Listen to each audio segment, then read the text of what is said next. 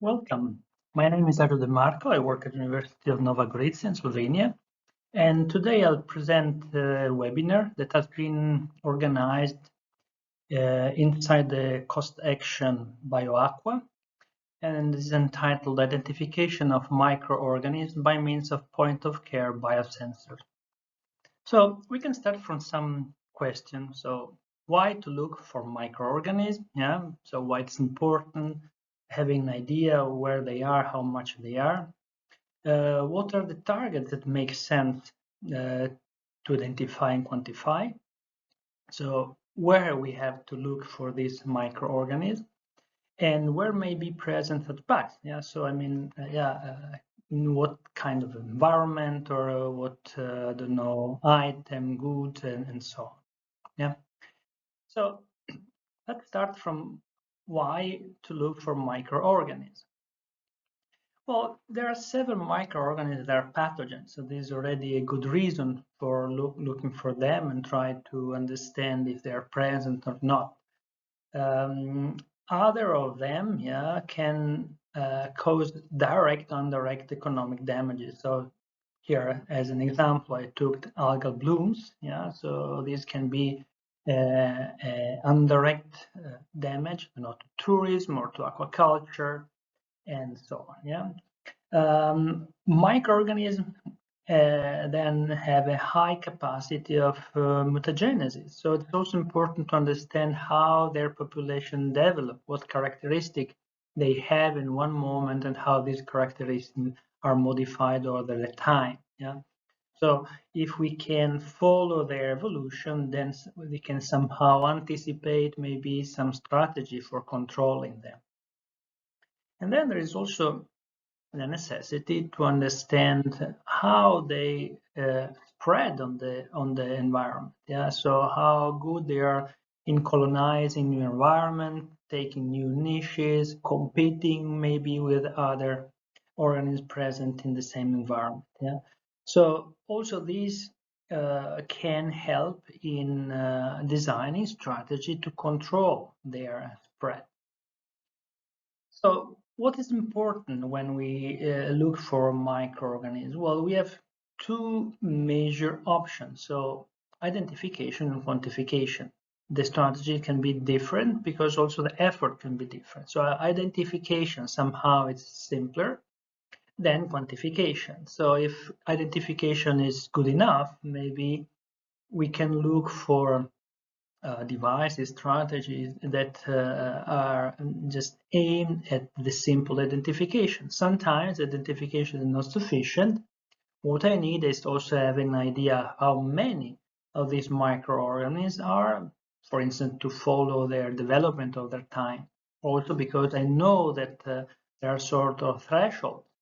So below a specific concentration, maybe the risk is low. Above some concentration, the risk is higher.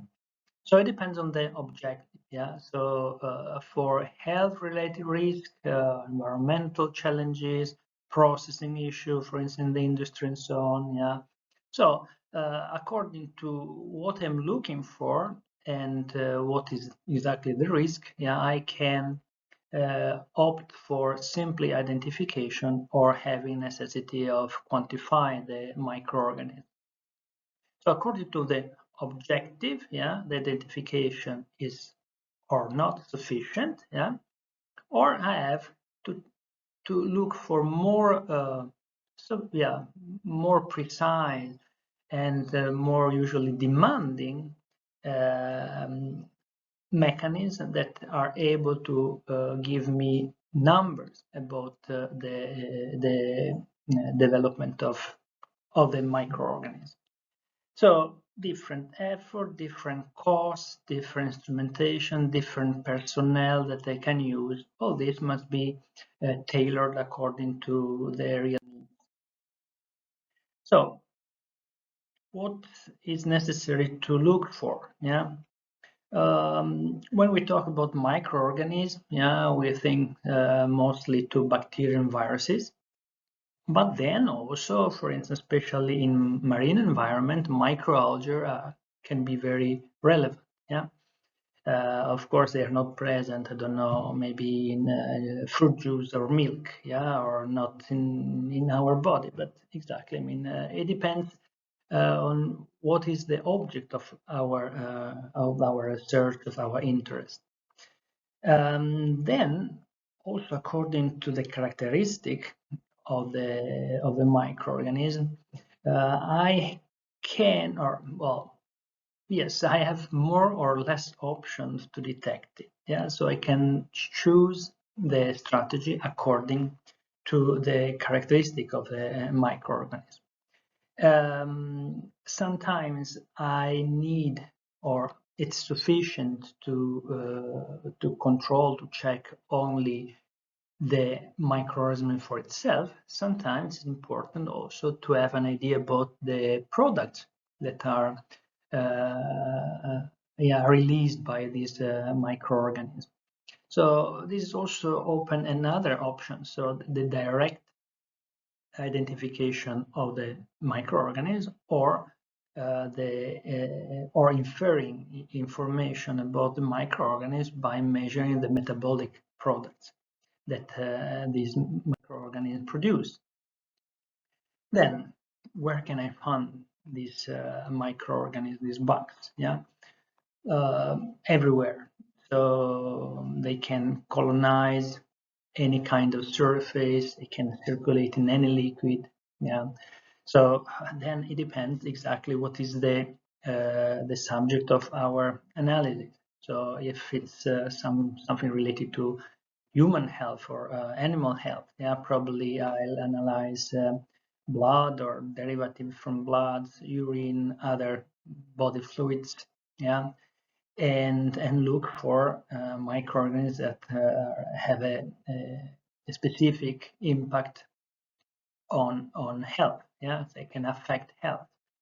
In industrial processing, yeah, well, I have to determine the presence or not of different pathogens in order to understand if this is compatible with the quality of this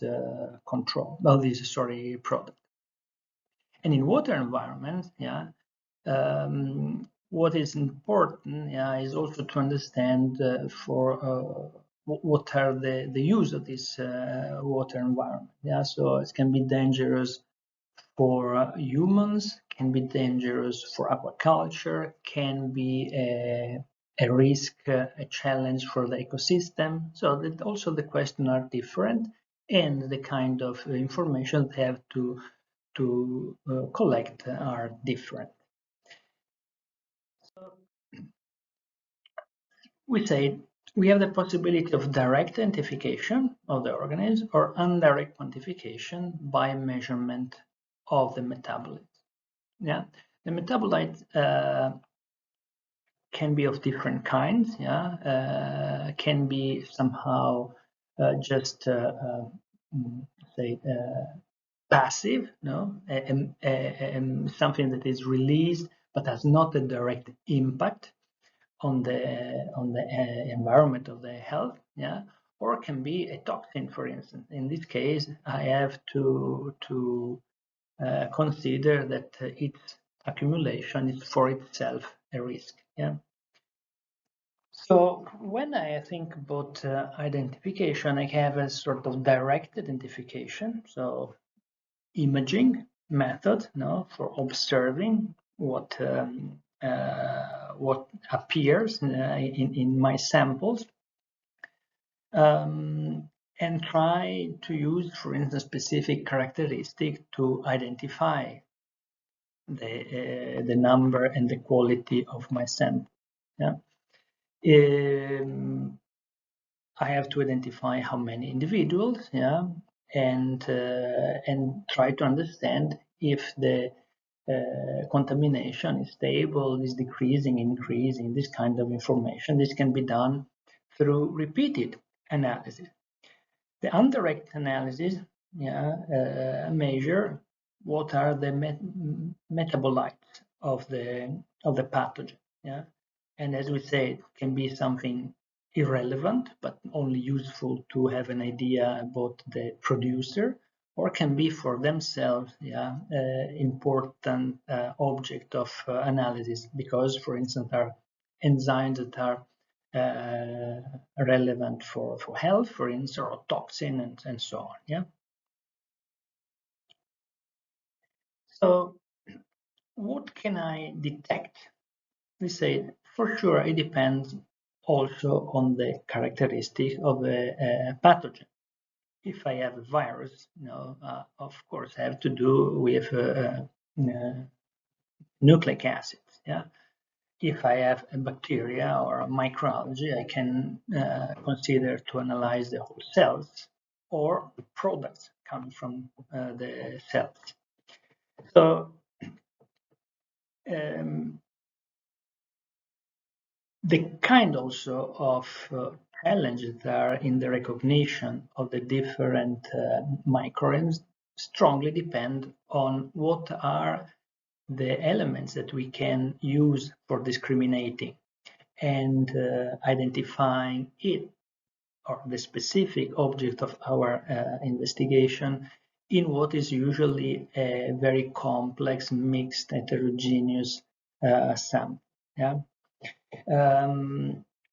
For helping in this investigation, it's possible to use reagents that are specific for the object of investigation, or that, in this case, for instance, antibodies, or maybe the possibility of using some activities, for instance, enzymatic activities, that provide a color variation or something that can be somehow easily identified and maybe also quantified. If I have the possibility to deal with nucleic acid, I can use also all the methods of molecular biology, for instance, PCR, to amplify specifically some pieces of this material, so some portion of these sequences, and then identifying them, and with quantitative PCR also having an idea of the amount of microorganisms present. It's possible, of course, to work with small molecules, other metabolites that are produced, for instance, toxin, and using chemical physical analysis for their determination. So we say different characteristic of the target molecules, different kind of approaches, and also different technologies can be used. Yeah. So direct observation of morphological features, is usually done by using microscope. And conventionally, this was done by individuals that were trained to identify this difference. This is very long and indeed not only time-consuming, but also prone to mistakes. No?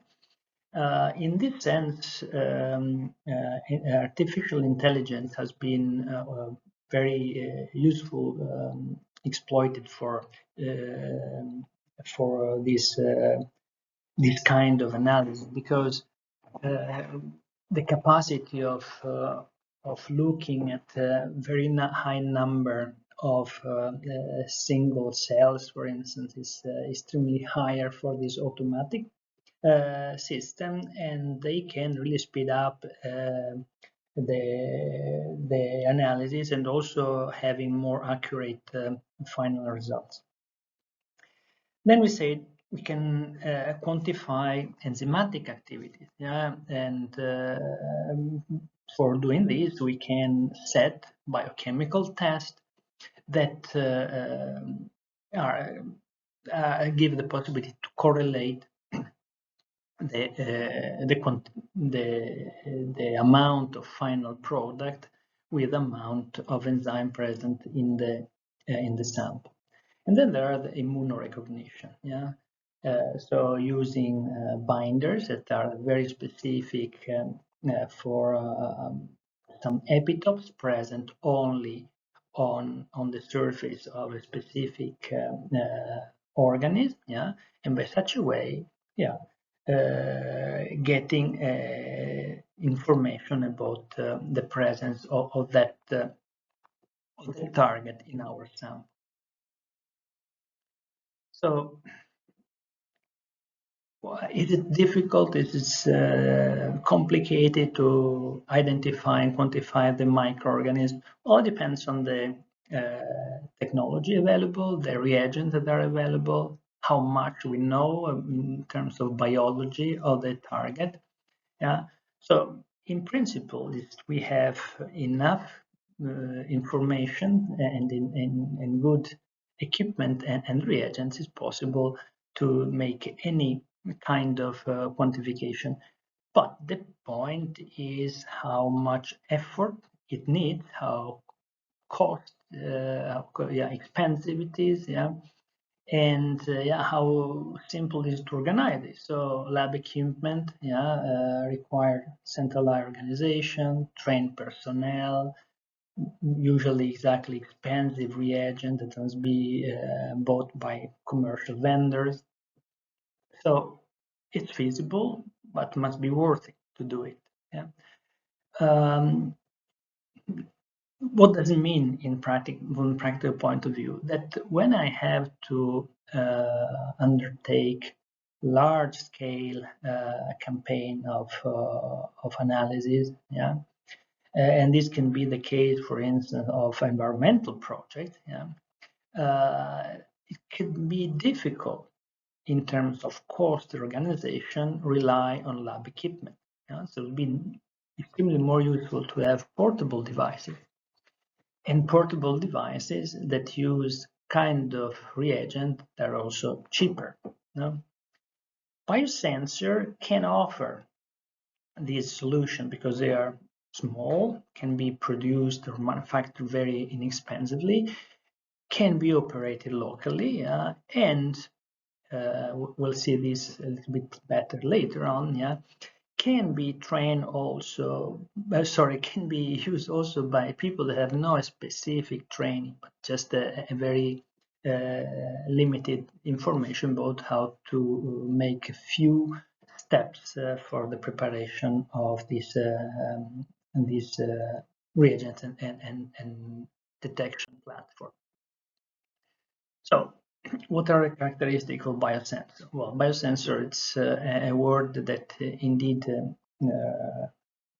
cover many different options. Now, I will try to give just a general overlook about it. Yeah. So, first, what are the principles that biosensor uses? Yeah. Well, they can exploit variation that are of biochemical kind, immunochemical kind, or physical modification. Yeah. So all these can be exploited to infer information about the target. Usually biosensors, they have a surface that must be treated to maximize the response to the stimulus, the specific stimulus, and this will finally determine the sensitivity of the system, and then must have an element, so-called capture element, that should be there to guarantee the selectivity. So the capacity to isolate the input specific for the target of our research with respect of all the potential interaction non-specific that could be due to the presence of other organisms, other metabolites in the sample. In most of the cases, biosensor then transfer has a system to transfer this variation that it measures, yeah, into numbers that can be read directly by the user. So we have an idea of what is happening in our sample. Yeah. So we say we have two major options also for biosensor. We can even use biosensor in a lab, or we can use them on site. If we use them in a lab, there is always the problem of collecting the sample, transporting the sample, and then measuring exactly centralized in a lab. If we can delocalize all the system, having on-site measurement, of course, we are more flexible and probably also less expensive, because there is no necessity of controlling the condition through the transport and so on. There is also some other characteristic that change. In the lab, I have usually control condition. So in terms of reproducibility, I can have higher standard. But I have the problem of the transport. If I have biosensors that can be used directly on site, I can develop what is called point of care analysis. So an analysis that is performed directly at the place in which the sample is collected.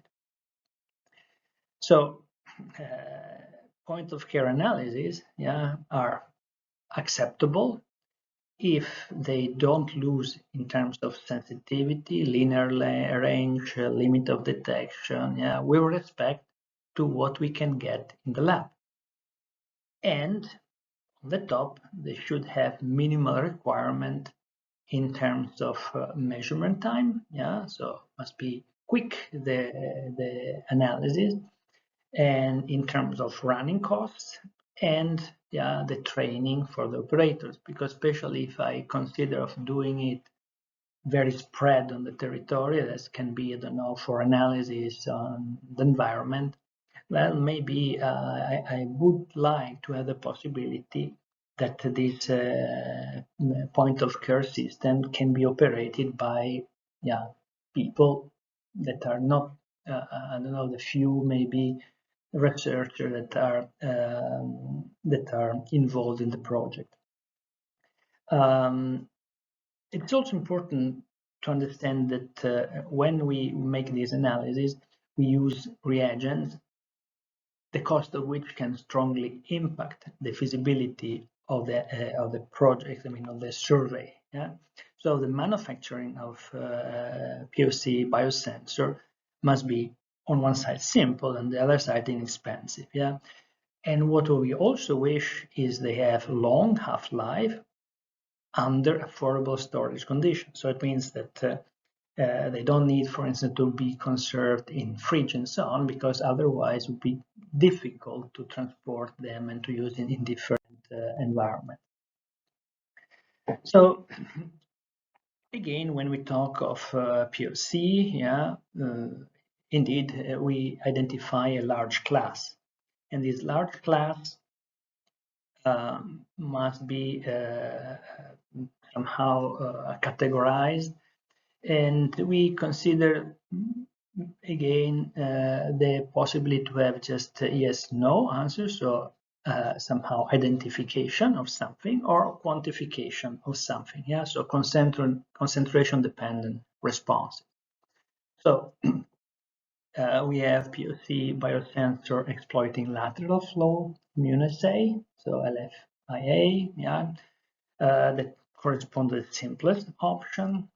Others are based on colorimetric assays, that usually require also a module for the for reading the intensity of the colorimetric assay, and others that exploit electrochemical variation, and this in some cases can be really very simple in the kind of response we have, and it's feasible then to translate this electrochemical variation into numbers and having them directly, for instance, on the display of a smartphone.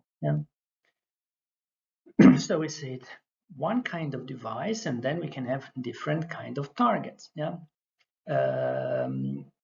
This can be done by different biosensor of optimally by what is called the multiplexing capacity of biosensor. Yeah, so the possibility with one single sample to have several kind of answer.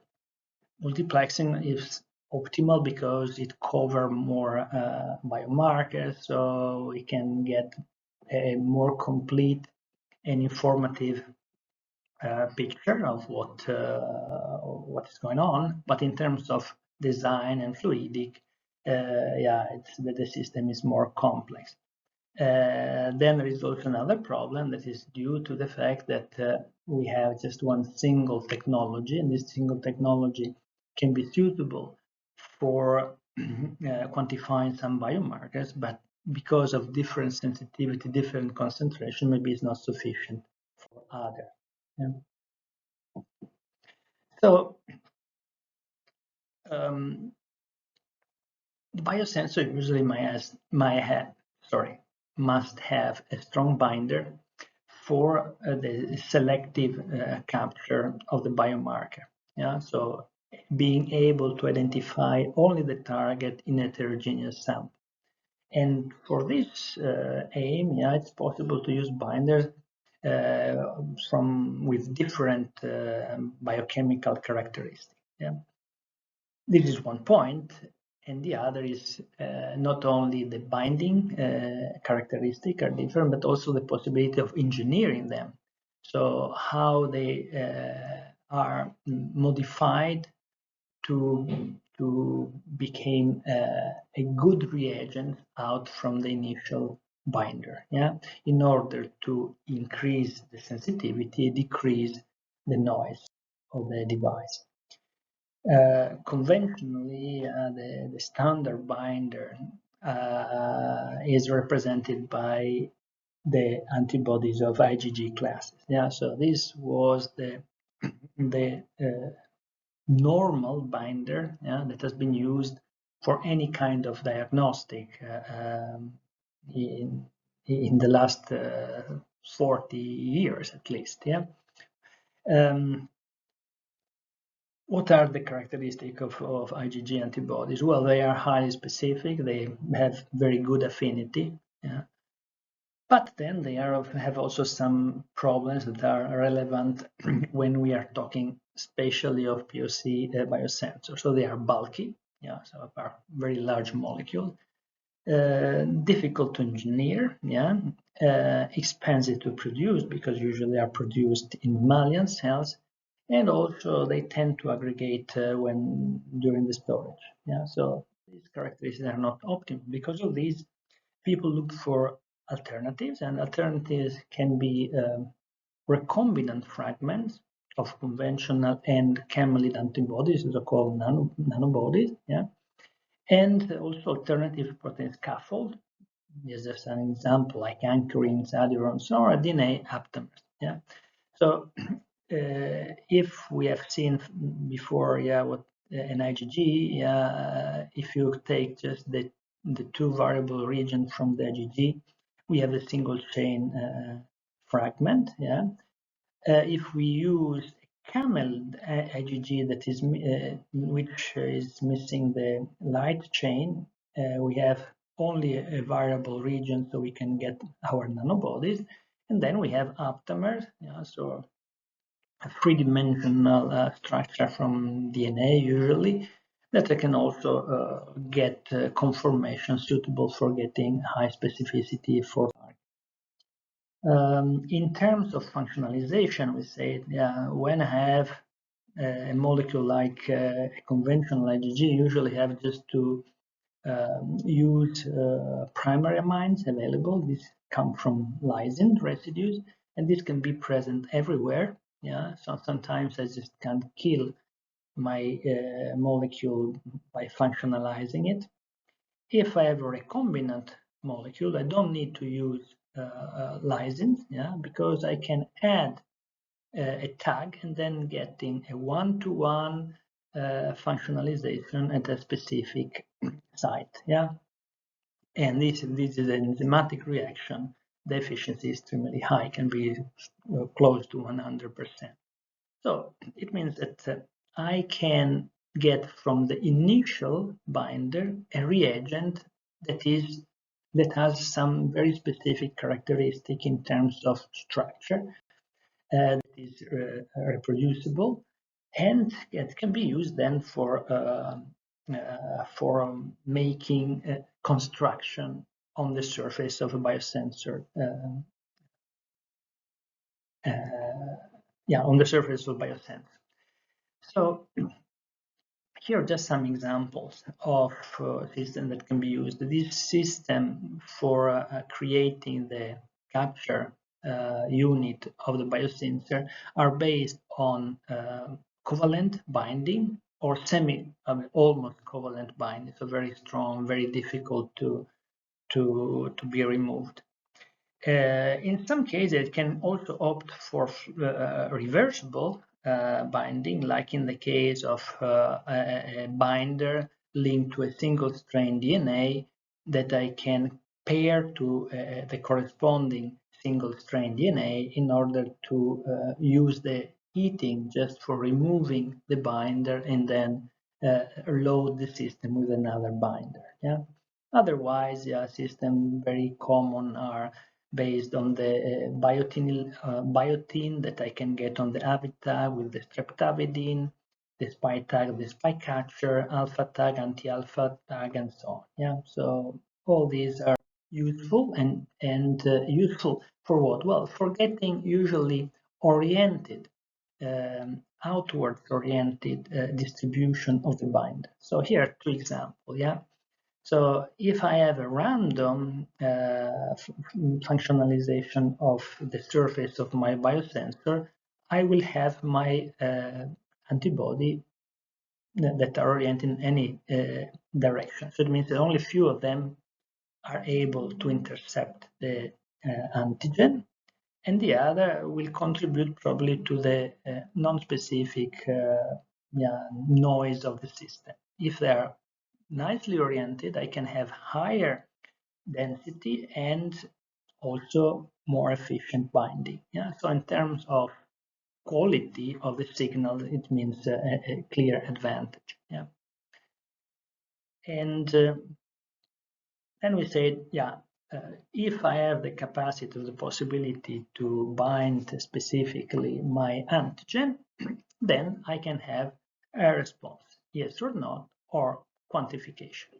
Say for yes or not, the simplest system is, we say, this LFEAA, and we know, I mean, this kind of biosensor because probably we have used also in our normal life and not research life. So, for instance, pregnancy test, COVID positive test. Yeah, the method, what has the advantage of being robust, doesn't require really or minimal storage care. The cost is very low, and there is no necessity of training for using it. Yeah, and what I get is something that is simple to understand. Yeah, in terms of results. When I say low production cost, I say that it's in the order of 1, 2, maybe euro per piece, not more. Yeah.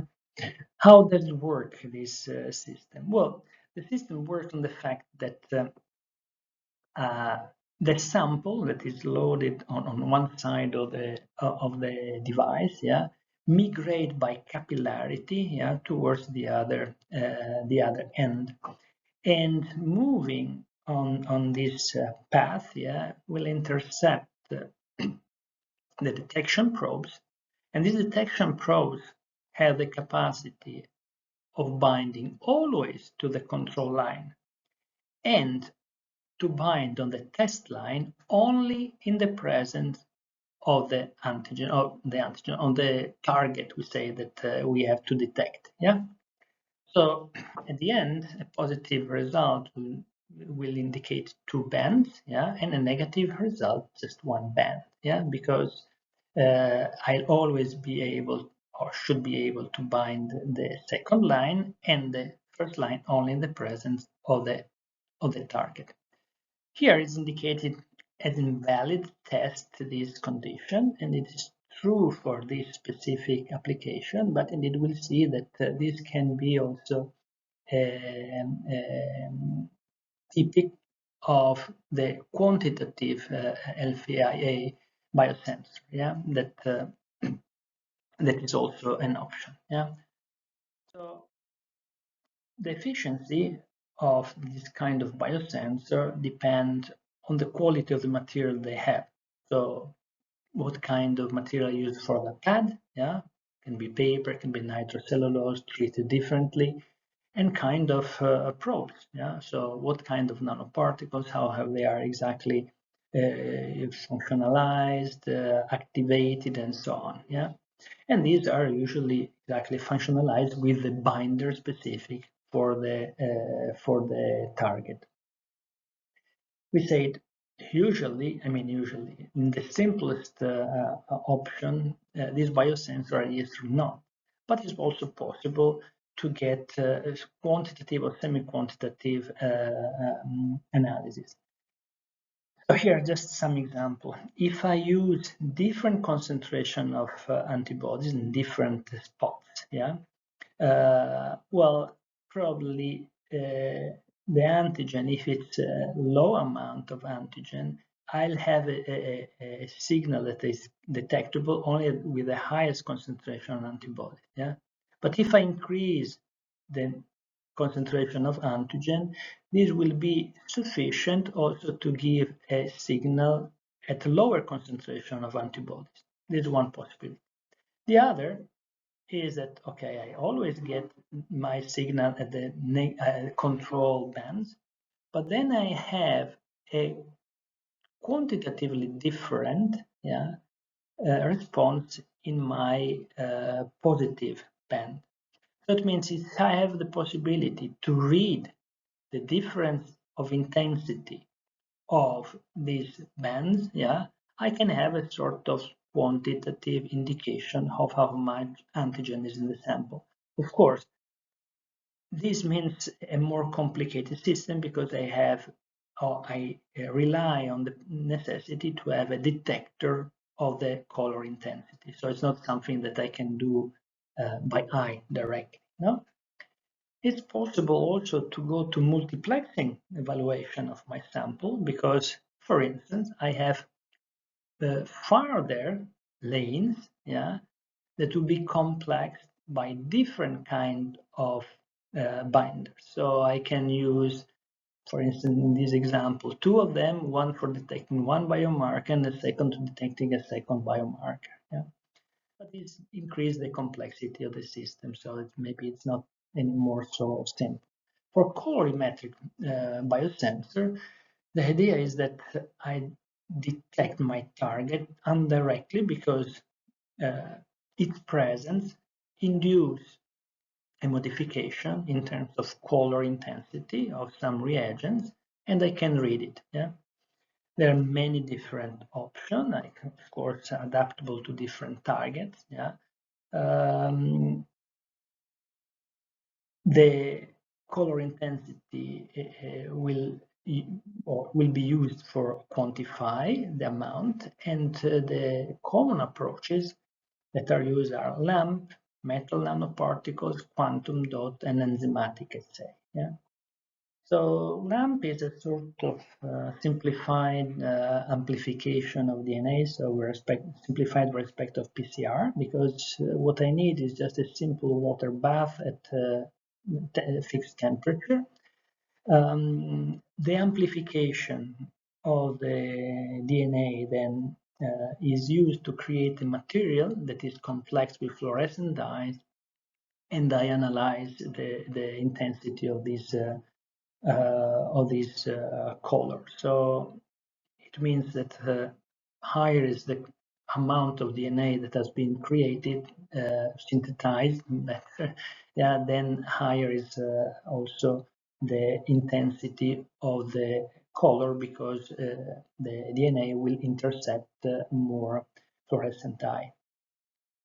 Metal nanoparticles that can be also of different shape, different characteristic, change color because of plasmonic effect. Yeah, And yeah, also in this case can be applied to get variation in terms of intensity. Gold is the most common metal that is used, but can be also used silver and europium that are higher sensitivity.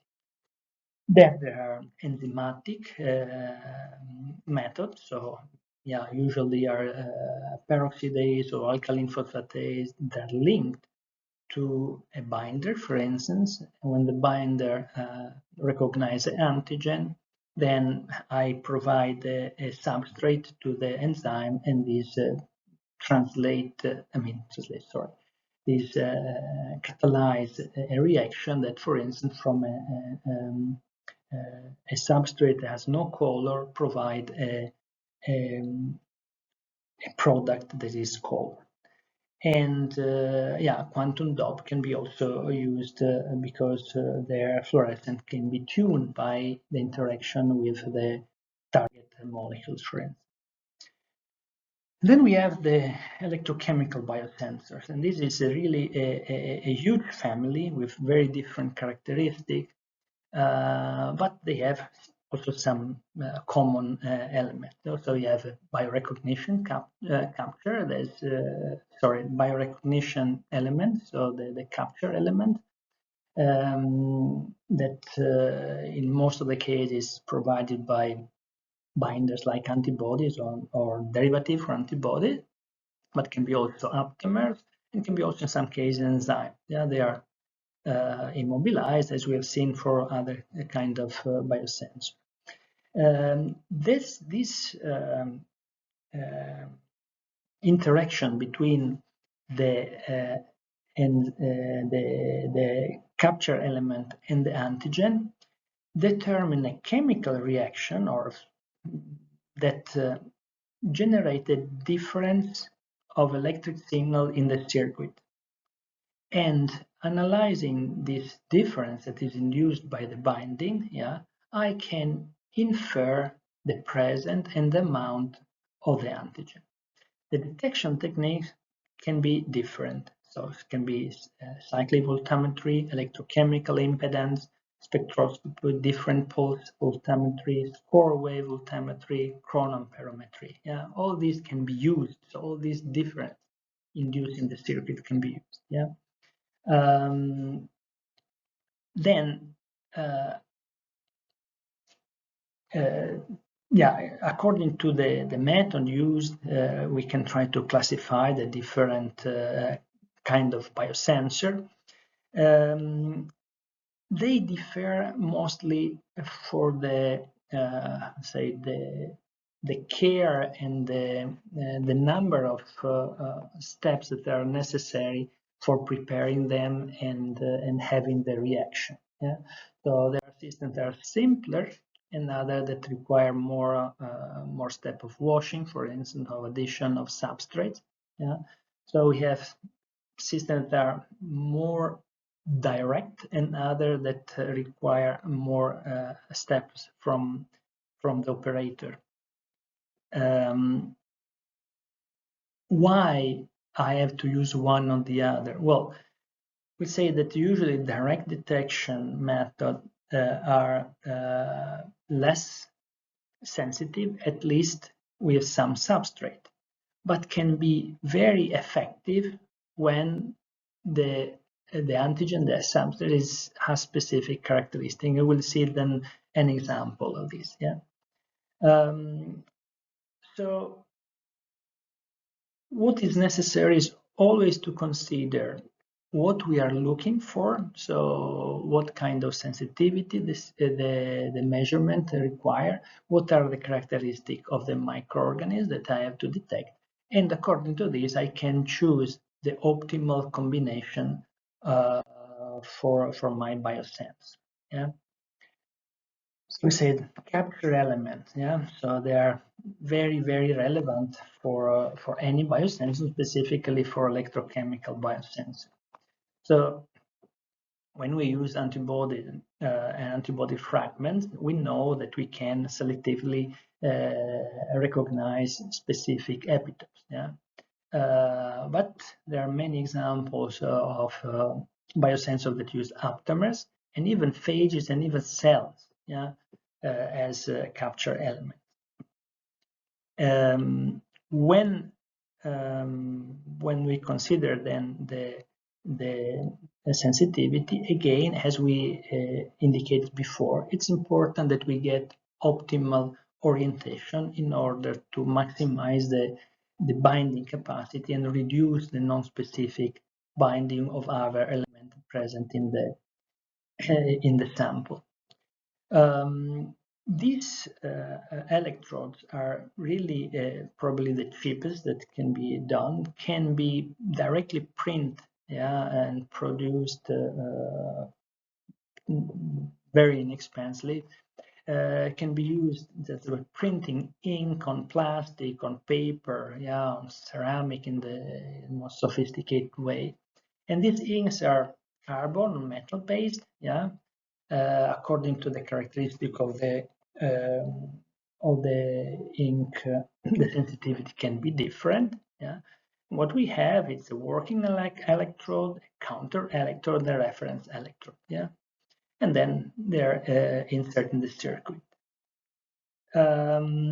When there is an interaction, we say we have electrochemical variation, yeah, and this can be converted into concentration of the antigen. So here is indicated how the circuit can be printed on the, say, paper, yeah.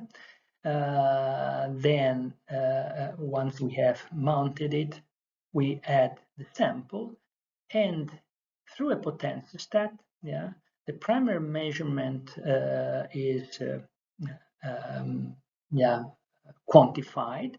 This impulse is communicated by near field communication technology, for instance, to a smartphone, in which there is an app that then provide a conversion of this variation into numeric data, yeah, that can display it on the on the phone, yeah, and so any final user can have an idea of what happens. So what is the concentration, for instance, of something in that sample, yeah. So just to complete this explanation of summary of what we know about the biosensor, how we can use and choose biosensor, I will bring you an example, something that we did in our labs. So in this case, we had to quantify toxic microalgae, specific Alexandrum minutum, because in our region we had some contamination of seawater, probably due to ballast water was released in the sea here. Yeah, and so we wish to detect with a PoC biosensor Alexandrum minutum, with the idea of having something that could be used directly on the ships for measuring the potential danger of the contaminants in ballast water. So first we isolated nanobodies against the whole cell by panning, using a premium library, so a library that has a large collection, and from which statistically you can get a binder for any kind of antigen. Then we produce this, the corresponding reagents, so fusion of these nanobodies with either a fluorescent protein or the spike tag. So and then we tested them. So first we tested by ELISA, by flow cytometry, and by fluorescent microscopy using the fluorescent protein.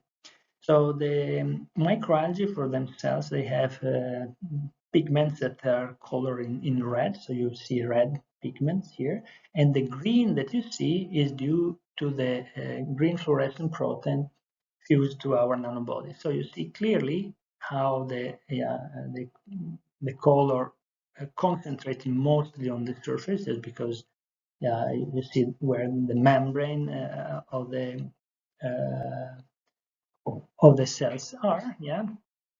In this picture here, this is quite complicated, but you see here, there are our two reagents. Here this negative control, and here are different cells. So our target cells, a closed clone of the same, or closed strain of the same kind of minutum algae, and then other micro algae that are not related to to Alexandrum minutum. So you see that the staining is specific, yeah, especially for one of these binder for the target, can also identify the other strain of Alexandrum minutum, but is negative on all the other microalgae present in the sample. Yeah.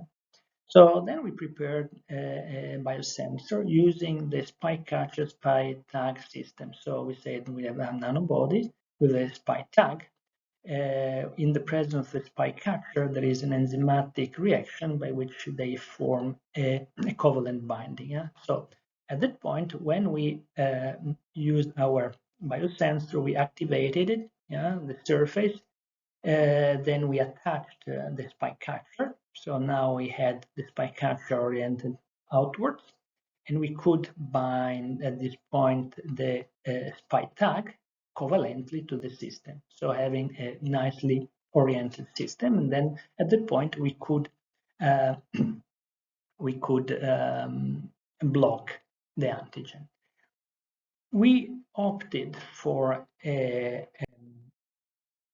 electrochemical impedance biosensor because in this case we have a very large molecule, very large antigen, Alexandrum minutum, that could provide a very strong signal. So even if electrochemical impedance is usually not so sensitive as other systems, yeah, finally in this specific application resulted very efficient.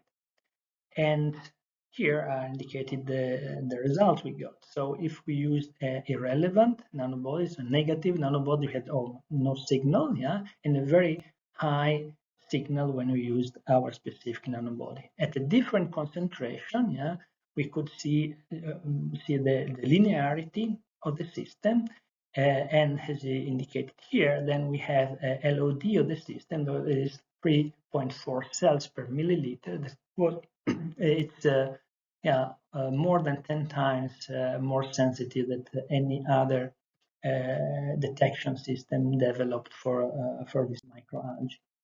And just to finish, to show that the system works with real samples. Yeah, so both when we use artificial seawater, blackfish water, yeah, we spike different amounts of cells and we recover them quite nicely in all of them, just to show that it's possible to realize biosensor for different microorganisms and having very high sensitivity with PoC biosensor that can, for this reason, be used for also large survey in using directly real samples.